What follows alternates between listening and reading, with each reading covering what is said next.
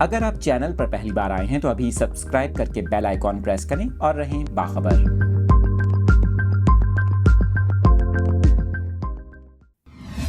اہم خبر آپ کے ساتھ شیئر کر رہے ہیں۔ موسلا دھار بارشوں نے بیشتر علاقوں میں تباہی مچا دی۔ مختلف حادثات میں 9 افراد جاں بحق ہو گئے جبکہ کئی مکانات تباہ ہو گئے۔ محکمہ موسمیات کی جانب سے مزید بارشوں کی پیشگوئی کر دی گئی۔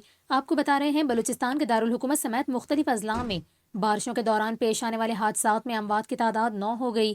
صوبائی ڈیزاسٹر مینجمنٹ اتھارٹی کی جانب سے جو اعلامیہ جاری کیا گیا اس کے مطابق موسلا دھار بارشوں کے نتیجے میں 259 مکانات مکمل تباہ ہوئے جبکہ 1040 کو جزوی نقصان پہنچا۔ بارشوں اور برف باری کے نتیجے میں کوئٹہ، خاران، کیچ، بارکھان، چمن اور پشین سمیت مختلف اضلاع میں چھتیں گرنے سمیت دیگر واقعات میں 9 افراد جاں بحق ہوئے۔